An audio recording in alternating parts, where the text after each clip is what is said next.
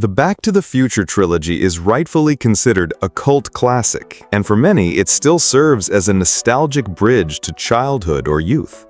Robert Zemeckis and Bob Gale came up with the story of a high schooler and a time machine long before 1985, the year one of the greatest adventure films ever made hit theaters. In September 1980, the friends signed a script deal with Columbia Pictures and got to work. But from the very start, they faced resistance. At the time, the highest-grossing teen movies were rated R, filled with sex, booze, and violence, with zero sci-fi elements. Studio execs told the Back to the Future creators that their script was too childish and wouldn't appeal to the target audience because it lacked edginess. Zemeckis and Gale kept rewriting, twice in fact, but it was all in vain. No one wanted to invest in the project. That is, until everything changed in an instant after the unexpected success of Romancing the Stone in 1984, directed by Zemeckis. Suddenly, every producer in town wanted Back to the Future. The casting turned out to be a stroke of luck. It's hard to imagine anyone but Michael J. Fox as Marty McFly or Christopher Lloyd as Doc Brown. Both actors fully embodied their roles. But initially, Marty was played by a different actor, Eric Stoltz. Michael J. Fox was busy filming the TV show Family Ties, and the show's producers feared that letting him go would hurt ratings, so they wouldn't allow him to take on the movie. As for Doc Brown, the role also didn't go to the actor the creators originally envisioned. They had hoped to cast John Lithgow, but he was busy with another project. That's how Christopher Lloyd ended up becoming Doc. Once filming began, Zemeckis quickly realized hiring Stoltz had been a mistake. According to the director, Stoltz was too serious, acting as though he were in a drama, not a comedy. He stayed in character even between takes and insisted everyone call him Marty. On top of that, he struggled with the skateboarding scenes.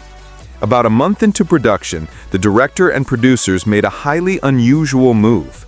They fired Stoltz. And now we're left wondering what Back to the Future would have been like with an alternate Marty. There are plenty of behind-the-scenes photos and even some footage of Stoltz online, so you can at least get some idea. Film titles often go through changes during development, and Back to the Future was no exception. The original title was loved by everyone except for Sid Sheinberg, Universal Pictures president. He couldn't understand why the word future was in the title, when technically Marty was returning to the present. He even sent the filmmakers a memo suggesting they rename the movie to Spaceman from Pluto, based on a joke line Marty says in one scene. Luckily, producer Steven Spielberg came up with a clever way to defuse the situation. He sent a letter to Sheinberg thanking him for the hilarious joke about the new title. Everyone had a good laugh. Naturally, after that, the studio head didn't dare admit he had been serious. Still, the film continued to evolve.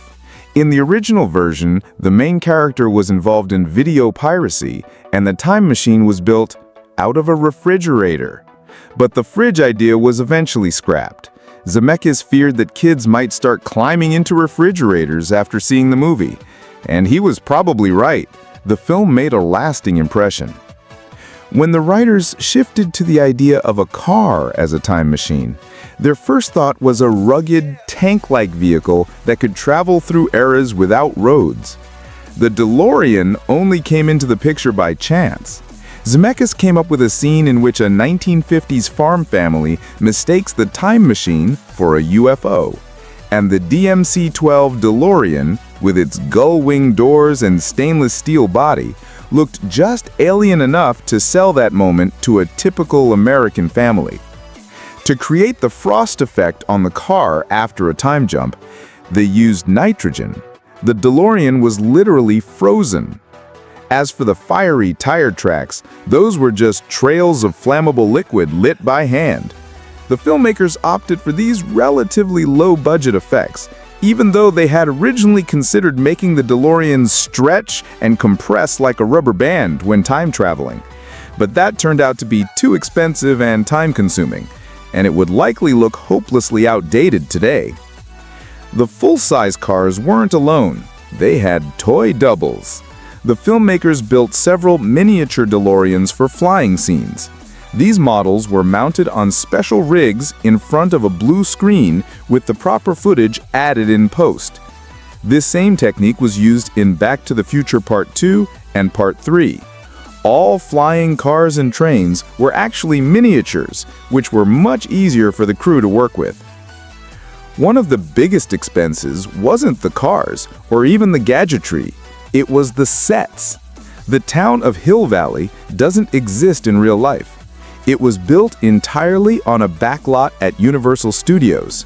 Millions of dollars were spent constructing the town square, complete with every building required by the script. For the first film, the pristine facades were used for scenes set in the 1950s. Only later, near the end of production, were the sets aged to reflect the present day, the mid-1980s. Production designer Lawrence Paul did a brilliant job recreating the look and feel of the 50s. To get it right, he studied hundreds of photographs and watched over a dozen films from that era. Back to the Future is packed with period-accurate details. In fact, Paul deliberately went a bit farther back, into the late 1940s, because the real 1950s aren't quite as quaint as people imagine. That slight exaggeration worked in the film's favor, enhancing the immersion into the past. Filming wrapped successfully on April 20th, but there was no way the movie could be released in May as originally planned. The premiere was pushed back to August 1985. But when the film was shown to a test audience, the reaction was overwhelming. As producer Frank Marshall put it, people were literally jumping out of their seats. He later admitted he couldn't recall a preview screening like it. So, the release date was moved up to July 3rd. To make that deadline, the editors and sound team worked around the clock. Some scenes were cut during editing, like the one where Marty catches Lorraine cheating on a test, and another where George McFly gets stuck in a phone booth. Zemeckis almost cut the iconic rock concert scene too, but test audiences loved it so much that he left it in. Good call. It became one of the film's most memorable moments. When Industrial Light and Magic finally delivered the finished visual effects, there were just 32 in total. Only 1 week remained before the premiere. One of the film's trademarks is its unforgettable score by Alan Silvestri. Interestingly, Silvestri's music doesn't appear until about 18 minutes into the movie, during Marty's first on-screen meeting with Doc. That's partly because Silvestri had very little time to compose it. He started writing the score just 2 weeks before the first test screening. Time was tight, but he pulled it off brilliantly. Back to the Future hit theaters on July 3, 1985, opening in 1,200 cinemas across North America.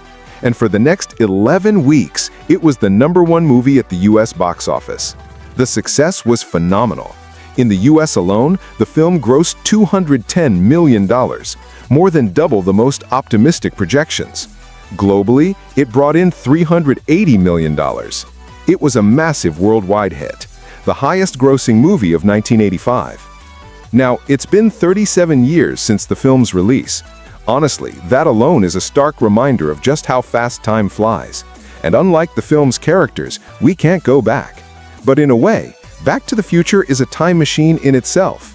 Every time you watch it, it feels like you're being transported to another era, a time when movies were just fun, and their goal wasn't to deliver political messages, but simply to entertain and lift your spirits.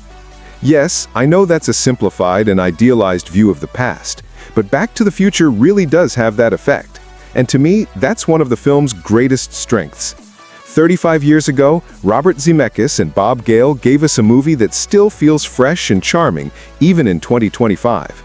And honestly, I wouldn't be surprised if it continues to have the same magic in 2055.